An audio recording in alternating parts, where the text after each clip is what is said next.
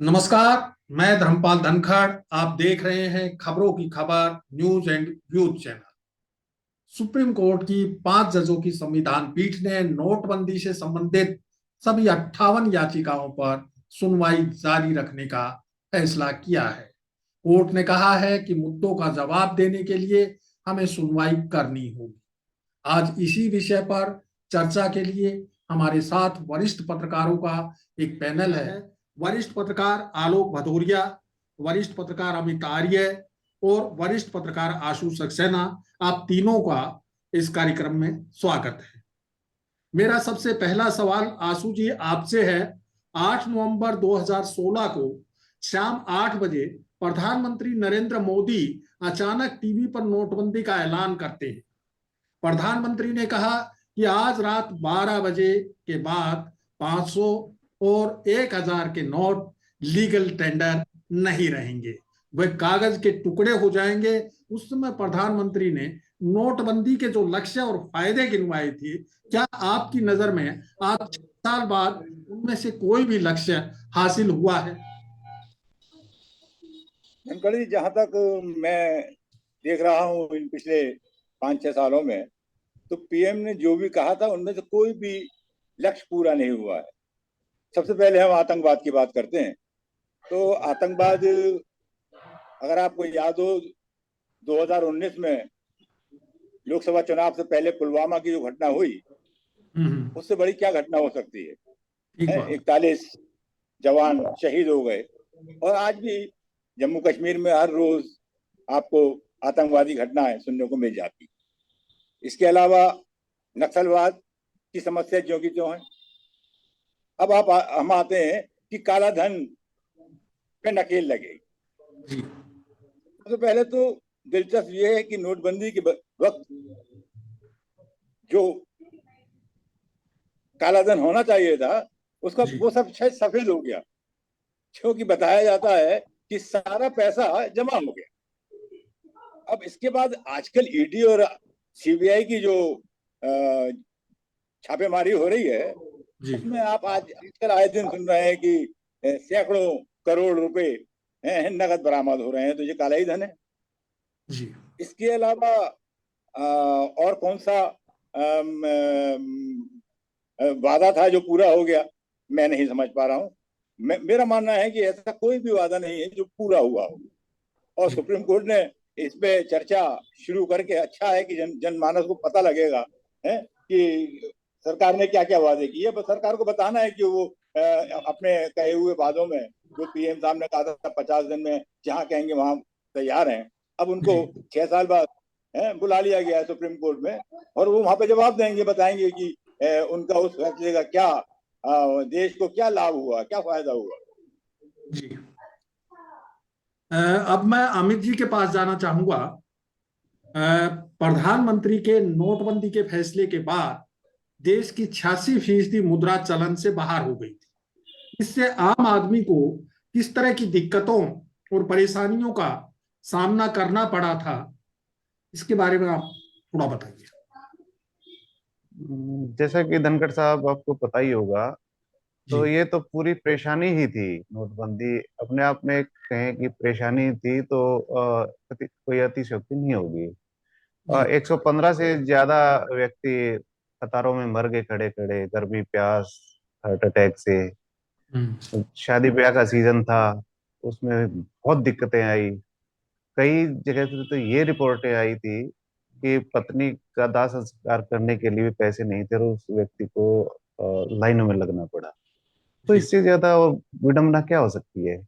और दिक्कत ये है कि जो जीडीपी है, आप एक समझिए, एक आंकड़ा छोटा सा, कि 2,25,000 करोड़ रुपए का नुकसान हुआ उस साल जीडीपी में।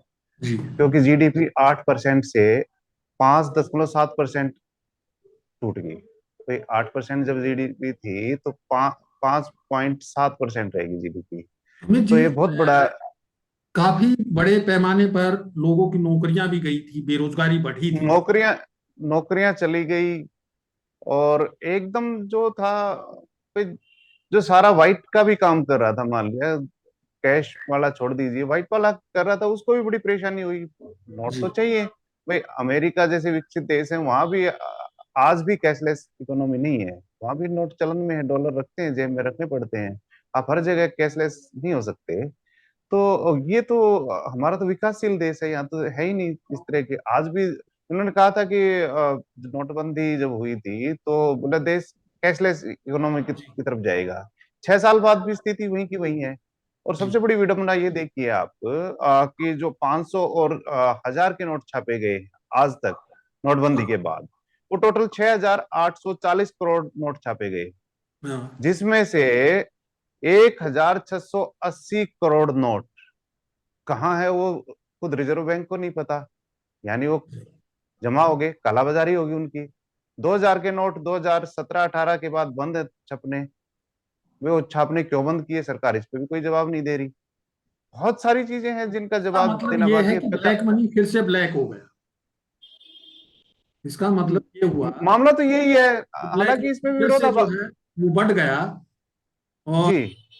अब मैं आलोक जी से बात करना चाहूंगा। आलोक जी, अर्थशास्त्र और आर्थिक विषयों पर आपकी अच्छी पकड़ समझ है। नोटबंदी से देश की अर्थव्यवस्था पर किस तरह का प्रभाव पड़ा? काला धन समाप्त होने या सर्कुलेशन में आने से अर्थव्यवस्था में किस तरह का बदलाव आया है? हमको ये समझना पड़ेगा कि नकदी काला धन नहीं होती। पहली बात तो ये है। जी जो मौजूदा जो सरकार है ये मतलब NDA 1 की, तो उसमें ये अवधारणा बना दी गई थी कि जिसके पास नगद है वो काला धन है। जी ये एक बुनियाद ही इसकी गलत थी, जहां तक मुझे लगता है। चूंकि मामला सुप्रीम कोर्ट में है तो मैं तो कुछ नहीं कह सकता, लेकिन ये मेरे विचार है, ये हम्म, निजी विचार नहीं है। इसमें सुप्रीम कोर्ट की किसी भी टिप्पणी पर मेरा बिल्कुल नहीं करना चाहता। मेरा बस यही अवधारणा है, क्योंकि भारत एक संगठित से ज्यादा जो एक असंगठित क्षेत्र है, भारत में काफी बड़ा है, लगभग करीब 86%।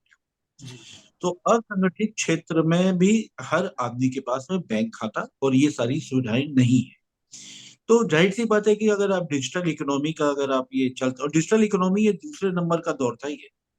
पहला नंबर तो आतंकवाद ही खत्म करना था, वो काला धन खत्म करना था, पहला गोल पोस्ट यही आतंकवाद और था। नक्सलवाद खत्म करना था। हाँ, और दूसरा गोल पोस्ट जब देखा कि जब इसमें हम अपेक्षित नतीजे नहीं आने हैं, तो हमने उसको डिजिटल इकोनॉमी की तरफ हम बढ़ गए। जबकि हमको जी मालूम होना चाहिए भारत में साक्षरता से लेकर जो इंटरनेट का जो पेनिट्रेशन है वो वास्तव में काफी कम है। और दूसरी बात, हमारे तमाम जो देश की एक बड़ा तबका, एक बड़ी आबादी एक अशिक्षित या इंटरनेट की सुविधा वक्त पर नहीं है। उसके पास जो फोन भी है तो वो बर्नर फोन है, बेसिक फोन है। उस पर ये सब सुविधाएं डिजिटल करेंसी की नहीं चल सकती हैं। जी। दूसरा, एक नेबरहुड स्टोर्स है, जिसको एक पड़ोसी का बोला जाता है कि पड़ोसी का जो स्टोर है, तो हम्म, उनके पास में भी ये सुविधाएं शुरू में नहीं थी। खैर, ये कोई भी जब आप इस तरीके का कदम उठाते हैं तो ये टीडिंग प्रॉब्लम होती है। जी अब हमको थोड़ा सा एक आंकड़ों में समझना पड़ेगा। 2016 की अगर हम बात करें तो एक जी कैश टू GDP रेशियो होता है कि नकदी मतलब GDP के अनुपात में नकदी कितनी थी। पहले थी 2016 में 12%।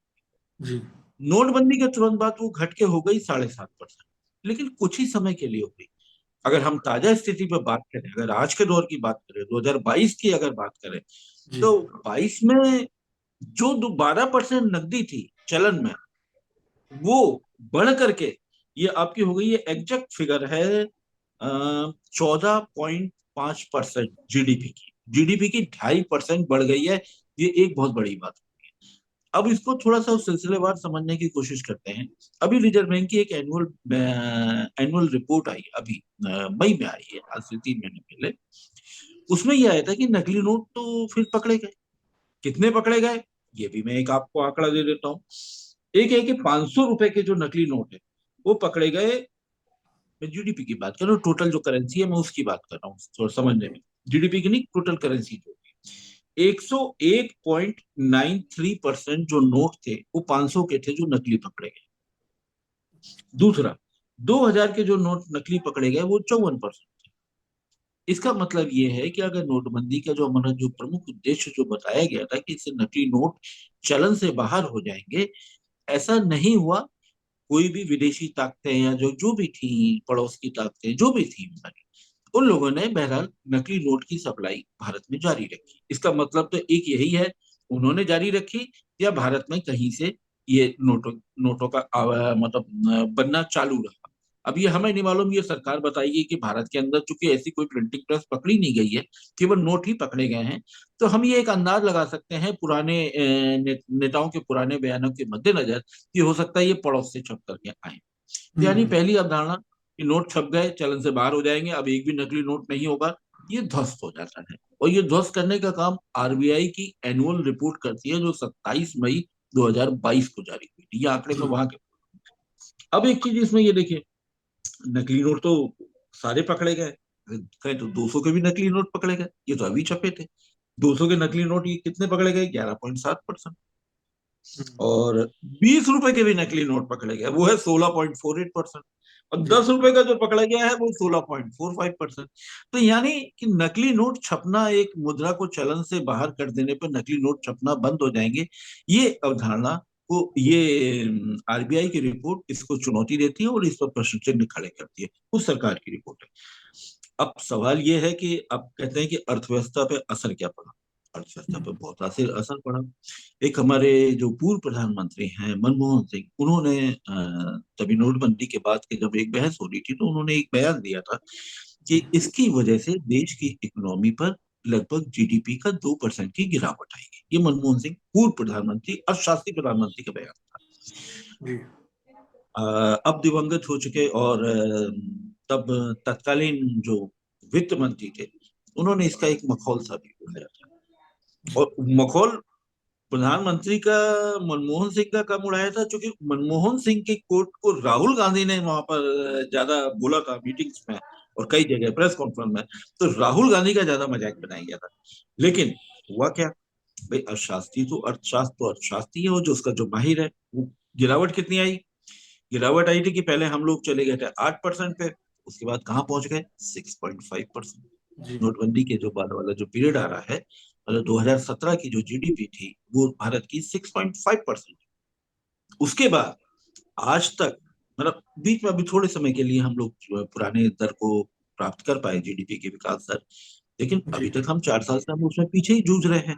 और भी हम नोटबंदी का, हम कोरोना का भले इसके ऊपर ठीक फोड़ना चाहें, लेकिन जो आंकड़े हैं ये साबित नहीं करते कि कोरोना की वजह से ही हमारी इकोनॉमी गड़बड़ हुई थी। क्योंकि कोरोना से पूर्व काल में भी हमारी जो जीडीपी का जो ग्राफ था, नोटबंदी और जीएसटी के बाद से वो निरंतर एक गिरावट का ही रुख उसने अख्तियार किया हुआ था। तो इसलिए अब बाकी तो भाई सुप्रीम कोर्ट का ये होगा। ये तो एक आंकड़े हैं, आंकड़ों के आधार के मद्देनजर जो हम देख सकते हैं तो वो ये इन्हीं है। आंकड़ों के आधार पर ये धराशायी हो जाता है कि जो उस वक्त प्रधानमंत्री ने नोटबंदी के लिए जो दावे किए थे वो निश्चित रूप से धराशायी हो गए। वो कहीं भी हासिल नहीं हो पाए वो लक्ष्य। ना आतंकवाद मिट पाया, ना नकली नोट बंद हो पाए, ना जीडीपी में कोई बढ़ोतरी हुई, ना जो मनी खत्म करने की बात थी वो भी खत्म। अब मैं आपके पास आता हूँ। आशु जी, क्या आपको लगता है कि सर्वोच्च न्यायालय में 6 साल बाद इस मामले में सुनवाई शुरू हुई है, इससे नोटबंदी के असली कारण जनता पाएंगे? जो घोषित कारण शंकर जी, नहीं आए, लेकिन क्या असली कारण जनता के सामने आ पाएंगे? शंकर जी, सबसे बड़ी बात यह है कि अब जो भी प्रोसीडिंग हो रही है सुप्रीम कोर्ट की, वो लाइव हो रही है। तो जब लाइव प्रोसीडिंग है तो जाहिर है कि पब्लिक डोमेन में चीजें आएंगी। इसके अलावा जो सुप्रीम कोर्ट की पीठ ने माना है कि क्या मुद्दे थे, क्यों, किस वजह से नोटबंदी की गई, इन सब का जवाब उनको देना है। तो जाहिर है कि सुप्रीम कोर्ट हर पहलू पे जानकारी चाहेगा कि आखिर 3 दिन बाद सहकारी बैंकों में नोट लेना क्यों बंद कर दिया गया। आरोप है कि गुजरात में बहुत भारी तादाद में पैसे जमा हुए थे, और 3 दिन बाद उसको बंद कर दिया। तो ऐसे सारे जब मुद्दे आएंगे तो मेरा मानना है कि जो मौजूदा सरकार है उसके लिए काफी दिक्कतें खड़ी होंगी। और इसके अलावा भी सुप्रीम कोर्ट की ये नया जो काम है लाइव प्रोसीडिंग का, इससे बहुत सारे और भी मुद्दे सामने आने वाले हैं। अब जैसे कल ही आईटी कानून वाला मामला आ गया, इसके अलावा पूजा स्थल कानून है। तो इन तमाम मुद्दों को देख के पब्लिक के समय में आने वाले जो समय है वो मुझे लगता है कि सरकार के लिए बहुत दिक्कत का समय है। क्योंकि ऐसे मुद्दे जो जिनसे लोगों का ध्यान भटक गया था, सुप्रीम कोर्ट दोबारा इस लाइव प्रोसीडिंग से उन सारे मुद्दों को जनता के बीच में पहुंचाने में, और जैसे अभी आप डिबेट कर रहे हैं, नोटबंदी पे कौन डिबेट कर रहा था? अब शुरू हुई ना नोटबंदी पर डिबेट, जब सुप्रीम कोर्ट ने माना है कि हाँ इस पे चर्चा होनी चाहिए, है मुद्दों का जवाब सरकार को देना चाहिए। तो मुझे लगता है कि ये सब पब्लिक डोमेन में सारी चीजें आएंगी और सरकार को दिक्कत हो। बहुत बढ़िया। अमित जी, नोटबंदी समेत तमाम जो महत्वपूर्ण मुद्दों पर सुप्रीम कोर्ट की कार्रवाई पब्लिक डोमेन में देखी जा सकेगी, इसका देश की राजनीति पर क्या प्रभाव पड़ेगा? पहले धनखड़ साहब, एक बात हमें समझनी चाहिए कि इससे पहले भी ये मुद्दा उठा है और बड़े लेवल पे उठा है। वो उठा है 2017 में, जो भारतीय संसद है उसकी जो पब्लिक अकाउंट्स कमेटी है, जो एक शक्तिशाली कमेटी होती है, उसके सामने उठा था।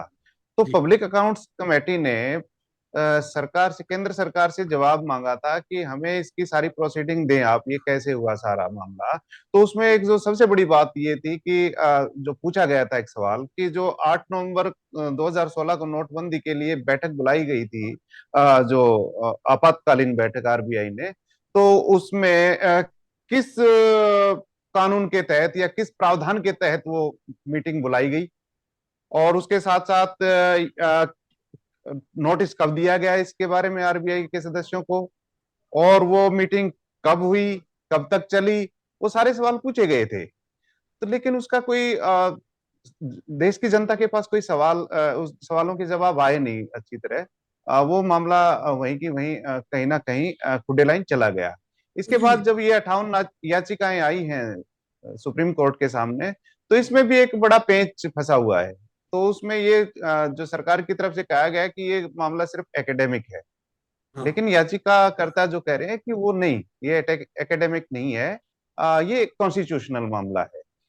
तो सरकार कोर्ट ने ये ने भी कहा कहा कि है जो, कि एकेडमिक मानते हुए हम इस पर सुनवाई करेंगे, बहस जारी रखेंगे, जी, कोई प्रॉपर और याचिका अगर आती है तो उस पर आगे से जी, सुनवाई होगी। तो यहाँ और जो एकेडमिक प्रभाव, भी एक बेनिफिट और हो। हाँ।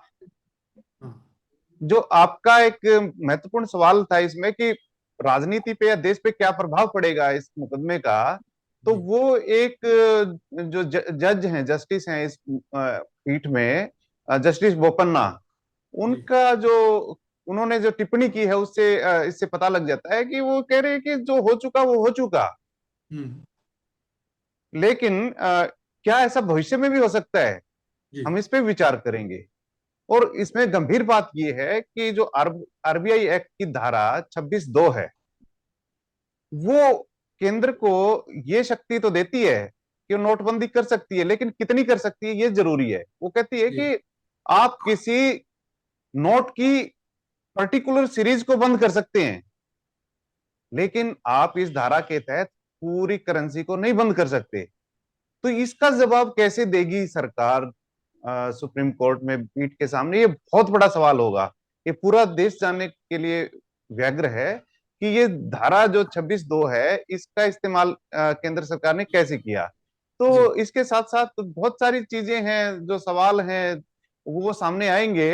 और इसके बाद भी जो प्रधानमंत्री के सामने जो संकट है वो अभी खड़ा ही है। अगर मान लिया लाइव स्ट्रीमिंग ना भी हो, हम सुप्रीम कोर्ट पे सवाल नहीं उठाते, फिर हम ये मानते हैं कि लाइव स्ट्रीमिंग ना भी हो तो न्याय तो होना चाहिए, और वो अगर ये फैसला आएगा, अगर सरकार के अगेंस्ट गया, तो निश्चित तौर पे किरकिरी तो होगी ही होगी। जी ठीक धनखड़ है अमित साहब। जी, लाइव स्ट्रीमिंग मैं समझता हूं कि एक कदम आगे आ गए हैं हम, और सुप्रीम कोर्ट ने एक कदम आगे बढ़ा दिया है कि जनता को पब्लिक डोमेन पे जो है जनता भाई साहब को को दे। सुप्रीम जी। कोर्ट की प्रोसीडिंग्स पता होनी चाहिए।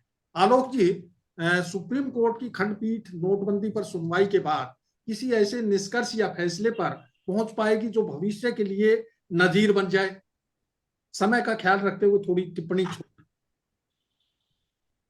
मुझे ऐसा लगता है कि देखिए, सुप्रीम कोर्ट का क्या फैसला होगा इस पर कयासबाजी करना बिल्कुल भी उचित नहीं होगा, जी। Number one. लेकिन एक जो डेवलपमेंट इधर जो हाल में फिलहाल हुआ है वो ये है कि लाइव स्ट्रीमिंग, एक जो सुनवाई जो डायरेक्ट चालू हुई है, जी। ये एक लोकतंत्र के लिए एक बहुत महत्वपूर्ण कदम है।